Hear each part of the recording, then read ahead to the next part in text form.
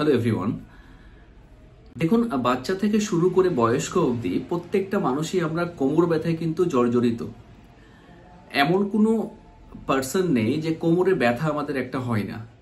সে বাচ্চার ক্ষেত্রেই বলুন না কেন, বা ইয়াংদের বা মিডিল এজ বা ওল্ড এজ, সবাই কিন্তু একটা কোমর ব্যথা নিয়ে আমরা প্রত্যেকটা মুহূর্তে প্রবলেমে থাকি। প্রচুর ডাক্তারও আমরা দেখাই, প্রচুর ইনভেস্টিগেশন আমরা করি, প্রচুর ব্যায়াম বা ফিজিওথেরাপি যাই করি না কেন, কিন্তু আলটিমেটলি প্রবলেম কিন্তু থেকেই যায়। তার কিছু কারণ আছে, যে কিছু স্পেসিফিক কজ থাকে যেগুলো এই প্রবলেমটা হয়।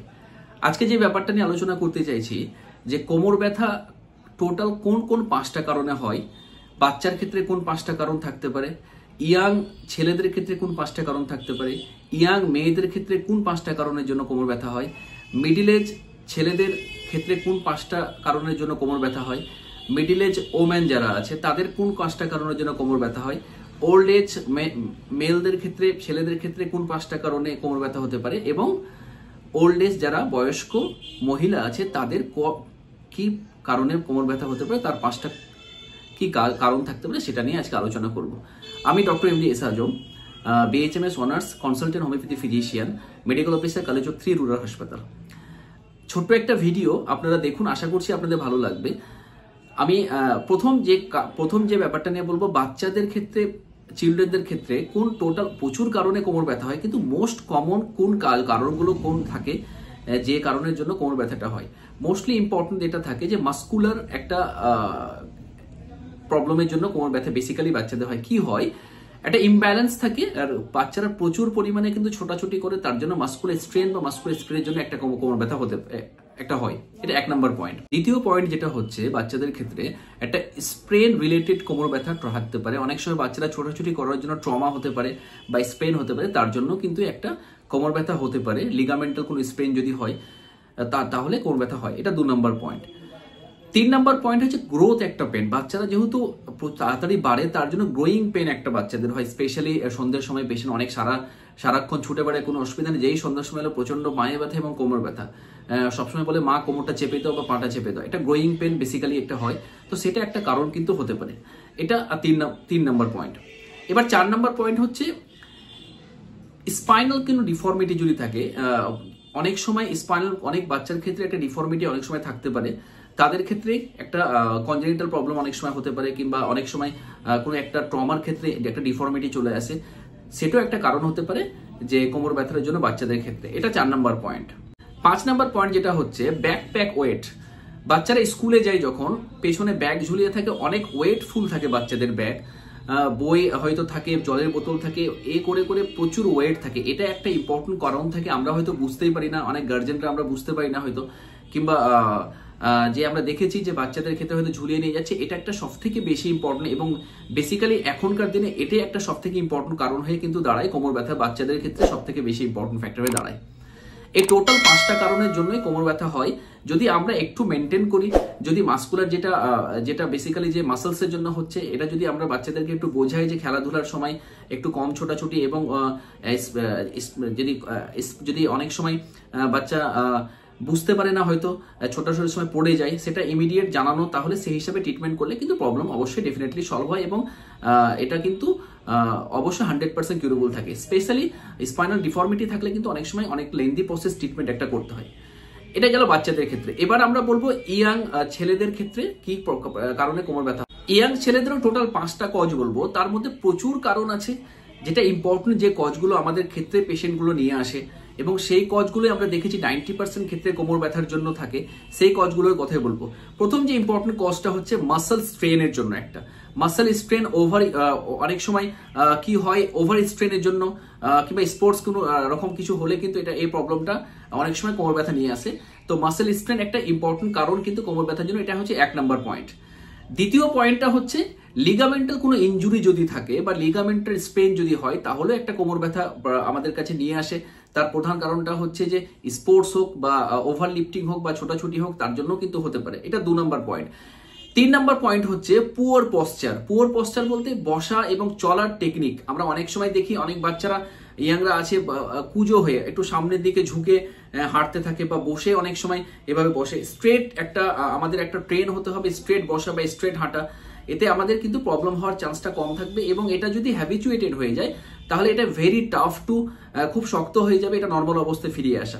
তো প্রথম থেকে আমাদের ট্রেন করতে হবে যে পশ্চারটা, বসার টেকনিক বা হাঁটার টেকনিক বা দাঁড়ানোর টেকনিকটা কিন্তু এমনভাবে দাঁড়াতে হবে যেন কোমরটা স্ট্রেট থাকে, এতে কিন্তু কোমর ব্যথা কিন্তু ডেফিনেটলি কমবে। তো এটা হচ্ছে 3 নাম্বার পয়েন্ট। এবার 4 নাম্বার পয়েন্ট হচ্ছে হার্নিয়েটেড ডিস্ক। হার্নিয়েটেড ডিস্ক বলতে আমার দুটো ভার্টিব্রার মাঝখানে অনেক সময় স্পেস কমে যায়, এতে অনেক ডিস্কটা হার্নিয়েট হয়ে যায়, এতে নার্ভকে প্রেস করে, তার জন্য একটা কোমর ব্যথা কিন্তু আমাদের কাছে অনেক পেশেন্টই, অনেক ইয়াংরা আমাদের কাছে নিয়ে আসে। তো এটাও একটা ইম্পর্টেন্ট কজ। এটা যদি থাকে তাহলে অবশ্যই আমরা ট্রিটমেন্টের প্রসেস এবং ফিজিওথেরাপি তার সাথে ব্যায়াম যদি করি তাহলে ডেফিনেটলি আমাদের নর্মাল অবস্থায় কিন্তু আমরা ফিরে আসবো। এটা হচ্ছে 4 নাম্বার পয়েন্ট। এবার 5 নাম্বার পয়েন্ট যেটা ইয়াংদের ক্ষেত্রে, ছেলেদের ক্ষেত্রে, সেটা হচ্ছে হেভি লিফটিং, খুব ওয়েটফুল কোনো জিনিস নিয়ে যাওয়া বা স্পোর্টস কিছু ইনজুরি যদি থাকে তার জন্য কিন্তু কোমর ব্যথা একটা থাকতে পারে। তো এগুলো যদি কোমর ব্যথা হয় তাহলে যদি আমরা প্রপার টাইমে চিকিৎসা করাই তাহলে এই প্রবলেমটা কিন্তু খুব তাড়াতাড়ি সলভ হবে। তাহলে আমরা জানলাম বাচ্চাদের টোটাল 5টা কি কারণের জন্য কোমর ব্যথা হয় এবং ইয়াং ছেলেদের ক্ষেত্রে কি 5টা কারণের জন্য কোমর ব্যথা হয়। এবার আমরা জানবো ইয়াং মেয়েদের ক্ষেত্রে কি কারণে কোমর ব্যথা হয়। প্রচুর কারণ থাকে, তার মধ্যে ইম্পর্টেন্ট 5টা কারণ আমি বলবো। প্রথম যে কারণটা হচ্ছে মেন্স রিলেটেড, মেনস্ট্রুয়াল সাইকেল রিলেটেড একটা ইম্পর্টেন্ট কজ। কি হতে পারে? এন্ডোমেট্রিওসিস বা ডিসমেনোরিয়া যদি হয় তাহলে একটা কোমর ব্যথা একটা থাকতেই পারে। তার সাথে সাথে হয়তো দেখা যায় যে ক্লটেড কিছু হচ্ছে, তার জন্য কিন্তু কোমর ব্যথা একটা আসতে পারে। অনেকজন আমাদের বলে যে পিরিয়ডসটা আমাদের ব্লিডিং হচ্ছে না, ক্লটেড টাইপের হয়, তখন অ্যাবডোমিনাল কন্ট্রাকশন, ইউটেরাইন কন্ট্রাকশন বাড়ে, এতে কিন্তু অনেক সময় কোমর ব্যথা বাড়ে। এটা একটা কারণ থাকে। দ্বিতীয় নম্বর পয়েন্ট হচ্ছে হেভি লিফটিং বা হেভি লিফটিং একটা কারণ, বা যদি আমরা স্পোর্টস রিলেটেড কিছু, এটার জন্য অনেক সময় কোমর ব্যথা আমাদের কাছে নিয়ে আসে। যদি প্রপার টাইমে ট্রিটমেন্ট করি তাহলে ডেফিনেটলি এটা প্রবলেম কিন্তু সলভ হয়।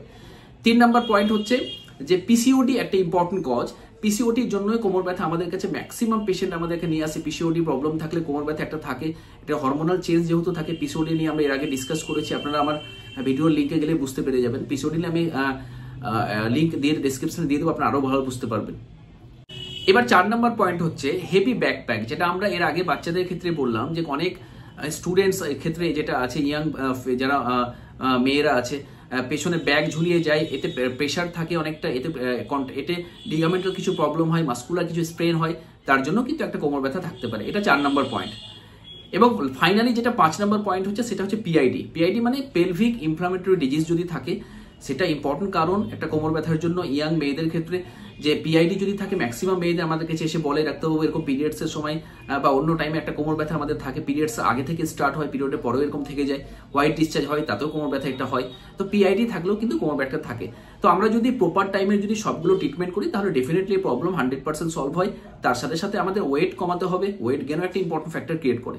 তো এই প্রবলেমগুলো আমাদের কিন্তু যদি প্রপার টাইমে ট্রিটমেন্ট করে তাহলে অবশ্যই সলভ হবে।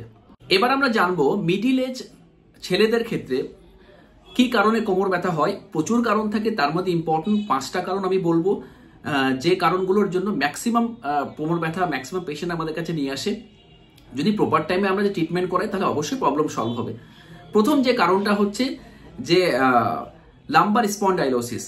লাম্বার স্পন্ডাইলাইটিস যেটা আমরা জানি যে ম্যাক্সিমাম ক্ষেত্রে কিন্তু 80% ক্ষেত্রে মিডিল এজ যারা থাকে তারা কিন্তু ম্যাক্সিমাম ক্ষেত্রে লাম্বার স্পন্ডাইলাইটিস সমস্যার জন্য কোমর ব্যথা নিয়ে আসে। তো বা আর্থ্রাইটিস, যেটা আমাদের দুটো ভার্টিব্রা যেটা থাকে পেছনে, যে হাড় দুটো থাকে ক্ষয় হয়ে যায়, অনেক সময় বলে হাড় ক্ষয় হচ্ছে, তার জন্য কোমর ব্যথা হয়, এতে নার্ভকে প্রেস করে, সেটা একটা ইম্পর্টেন্ট কারণ হয়। দ্বিতীয় হচ্ছে degenerative disc changes.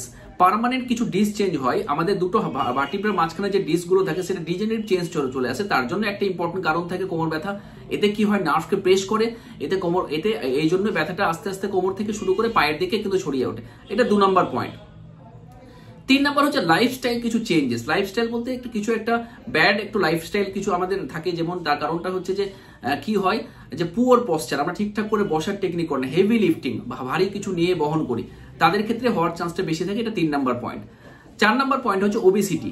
Obesity middle এজদের ক্ষেত্রে ম্যাক্সিমাম ক্ষেত্রে দেখবেন যারা একটু বেশি ওয়েট আছে, বেশি যারা একটু মোটাসোটা, তাদের ক্ষেত্রে বেশি কোমর ব্যথা হয়। তার কারণটা হচ্ছে মাসলসকে, লিগামেন্টকে টানে স্ট্রেন হয়, এতে প্রবলেমটা কিন্তু বেশি থাকে। এটা হচ্ছে 4 নাম্বার পয়েন্ট। 5 নাম্বার পয়েন্ট হচ্ছে হার্নিয়েটেড ডিস্ক। আমাদের যে দুটো ভার্টিব্রার মাঝখানে যে ডিস্ক থাকে সেটা হার্নিয়েশন হয়, সেটা বেরিয়ে যায়, এতে নার্ভকে প্রেস করে, এটা একটা ইম্পর্টেন্ট কারণ থাকে কোমর ব্যথার জন্য।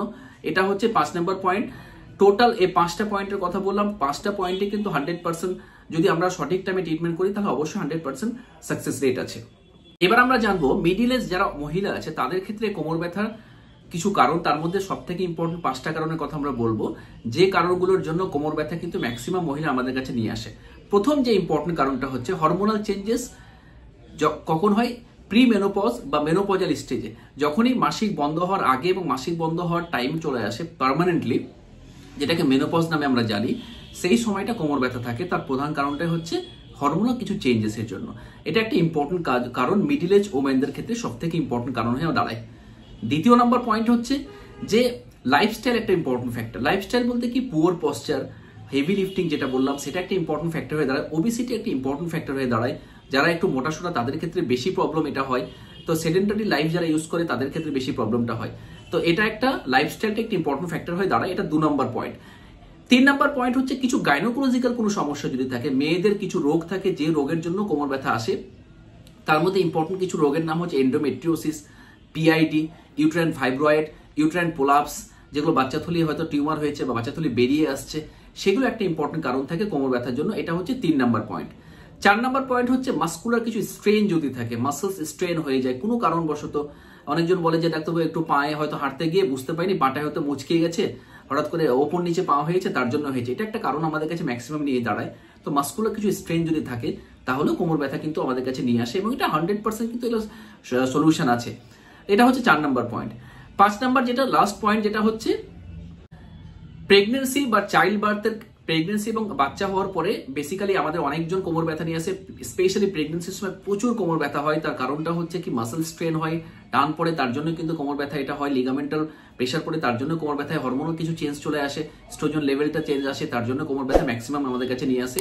তার মধ্যে কি হয়? লাম্বার স্পন্ডাইলোসিস একটা ইম্পর্টেন্ট ফ্যাক্টর হয়ে দাঁড়ায় কিন্তু মেয়েদের, মহিলাদের কোমর ব্যথার জন্য।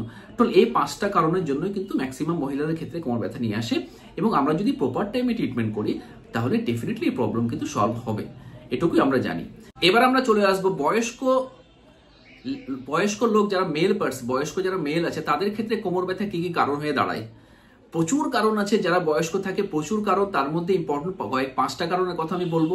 প্রথম যে ইম্পর্টেন্ট কারণ হচ্ছে ওভারওয়েট এবং পুয়ার পশ্চার।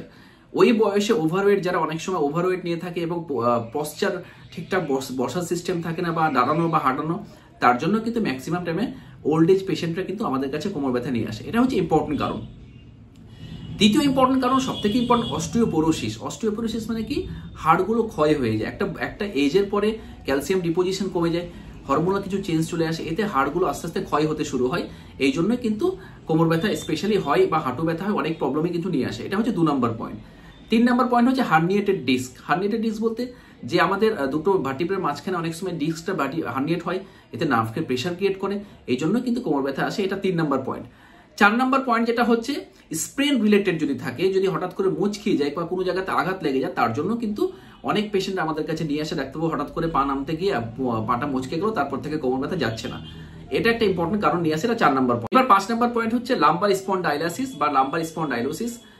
এই প্রবলেমের জন্য কিন্তু সব থেকে ইম্পর্টেন্ট ওল্ড এজের ক্ষেত্রে 90% ক্ষেত্রে লাম্বার স্পন্ডাইলাইটিস বা স্পন্ডাইলোসিস যাই বলুন না কেন, সেটা ইম্পর্টেন্ট কজ যে একটা কোমর ব্যথার জন্য ওল্ড এজে 90% ক্ষেত্রে।